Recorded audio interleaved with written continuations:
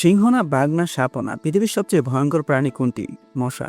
বিশেষ হচ্ছে না, প্রমাণ দিই। প্রতি বছর হাঙরে মানুষ মারা যায় 10 জন, সাপে 1 লাখেরও বেশি মানুষ মারা যায়, আর মশায় 7 লাখেরও বেশি মানুষ মারা যায়। শুধু একটা কামড়ই ডেঙ্গু, ম্যালেরিয়া, চিকুনগুনিয়ার মতো মারাত্মক মারাত্মক ভাইরাস। বাংলাদেশে প্রতি বছর হাজার হাজার মানুষ ডেঙ্গুতে আক্রান্ত হয় এই মশার কামড়।